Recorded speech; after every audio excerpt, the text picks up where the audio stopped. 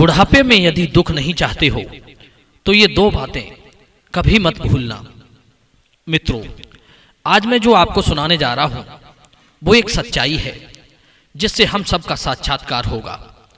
हर किसी के जीवन में एक दिन ऐसा आएगा जिसके बारे में हमें पहले से जान लेना चाहिए। क्या पता उस समय आप वासनाओं की चकाचौंध में इस सच्चाई को ना देख पाओ। यह वीडियो बच्चे से लेकर वृद्ध तक को सभी को देखनी चाहिए।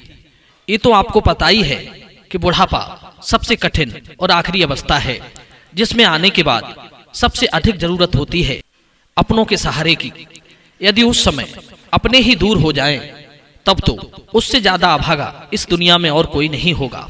तो चलिए समझते हैं जीवन की वो कड़वी सच्चाई इस वीडियो के माध्यम से। मित्रों, एक बार दिवाली का समय था। एक पति पत्नी बाजार से कुछ जरूरी सामान खरीदने के लिए घर से निकलने ही वाले थे कि अचानक लड़के को अपनी बूढ़ी मां की याद आ गई जो घर में अकेली बैठी हुई थी। उसने अपनी पत्नी से पूछा, सुनती हो, क्या तुमने मां से भी पूछा है कि दिवाली के अवसर पर उसे तो कोई चीज नहीं मंगानी है? पत्नी कहने लगी, अजी तुम भी कैसी बात करते हो? उनको इस उम्र में भला क्या चाहिए? 2 वक्त की रोटी और 2 जोड़ी कपड़े, इसमें पूछने वाली बात क्या है? पति बोला, देखो ये बात नहीं है, माँ पहली बार दिवाली पर हमारे घर में रुकी है। वैसे तो वो हर बार गांव में ही रहती है। मैं जानता हूं कि उसे कोई चीज नहीं चाहिए, फिर भी मन रखने के लिए उससे पूछ तो लेती। पति की बात सुनकर पत्नी एकदम पति पर भड़कती हुई बोली, अरे इतना ही तुम्हारा माँ पर प्यार उमड़ रहा है तो स्वयं जाकर क्यों नहीं पूछ लेते? और इतना कहकर वो बैग लेकर झल्लाती हुई घर से बाहर निकल गई। पत्नी को नाराज देखकर बेटे का मन नहीं माना। वो अपनी माँ के पास पहुंचा और बोला, हे माँ, हम दिवाली का सामान खरीदने बाजार जा रहे हैं। यदि तुम्हें कुछ चीज चाहिए तो बता दो, हम लेते आएंगे। माँ कहने लगी, बेटे मुझे कुछ नहीं चाहिए। लड़के ने फिर पूछा, हे माँ बता दो जो तुम्हारी इच्छा हो। बेटे की जिद देखकर माँ ने कहा, ठीक है, यदि तू नहीं मानता है तो रुको, मैं तुम्हें कुछ लिख कर देती हूँ। तुम्हें और बहू को बहुत खरीदारी करनी है, कहीं तुम भूल ना जाओ। इतना कहकर बूढ़ी माँ कमरे में चली गई और एक कागज पर कुछ सामान की लिस्ट बनाकर बेटे को दे दी। बेटे ने उस कागज को बिना पढ़े ही जेब में डाल लिया और गाड़ी में जाकर बैठ गया। पत्नी पहले से ही गाड़ी में बैठी हुई थी। लड़के ने अपनी पत्नी को सुनाते हुए कहा, देखो मैंने तुमसे कहा था ना कि माँ से भी पूछ लो यदि कुछ मंगाना हो तो। माँ ने भी अपना कुछ सामान पर्चे में लिख कर दिया है। कहते हैं इंसान जब तक जिंदा रहता है रोटी और कपड़ों के अतिरिक्त उसे बहुत कुछ चाहिए होता है। पत्नी कहने लगी, ठीक है, पहले मैं अपना सामान लूंगी, बाद में तुम अपनी माँ का पर्चा देखते रहना। इतना कहकर वे दोनों बाजार में चले गए। पत्नी ने बाजार से अपनी जरूरत का सामान खरीद लिया और पति से बोली, सुनो जी, खरीदारी करते करते मैं बहुत थक चुकी हूँ। मैं तब तक गाड़ी में बैठी हूँ, तुम अपनी माँ की लिस्ट देख लो और सामान खरीद लाओ। लड़के ने जेब से माँ का पर्चा निकाला और उसे पढ़ने लगा। लिस्ट बहुत लंबी थी। पहले तो वो देखकर चौंक गया कि इतनी लंबी लिस्ट, पता नहीं माँ ने क्या क्या मंगाया है। जरूर अपने गांव वाले बेटे और बहू के लिए कुछ सामान लिखा होगा। पति की बात सुनकर पत्नी तपाक से बोली, और बनो सरवण कुमार, माँ के सामान के बिना तो तुम्हारी रोटी नहीं पच रही थी। इतना कहकर वो पति की ओर गुस्से से देखने लगी।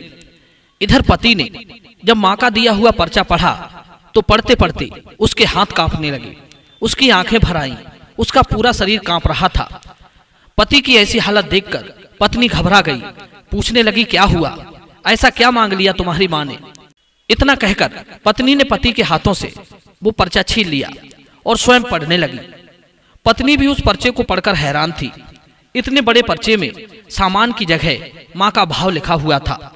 जीवन की सारी इच्छाएं उसने उस पर्चे में चंद शब्दों में व्यक्त की थी।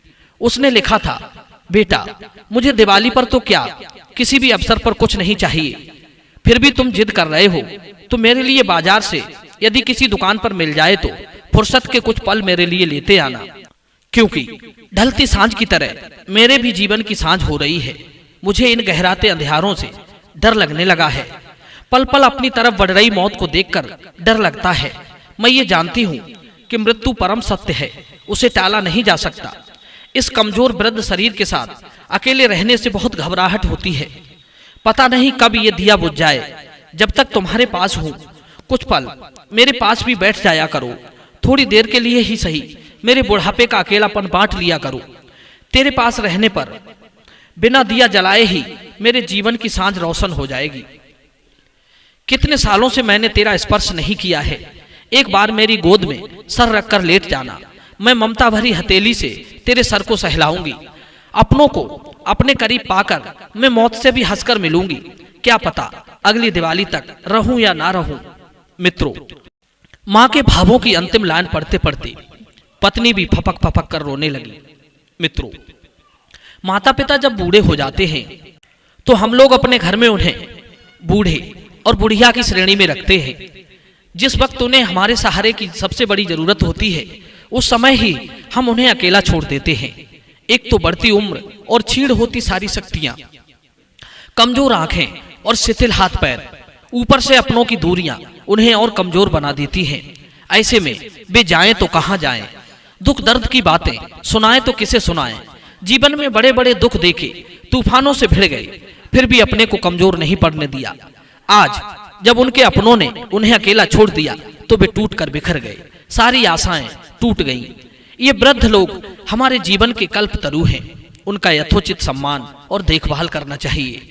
यह सोचकर कि अब हमारे भी बूढ़े होने के दिन निकट आ गए हैं, कहीं हमें भी हमारे अपने हमें छोड़कर अकेला ना कर दें, उसकी तैयारी आज से ही शुरू कर दो।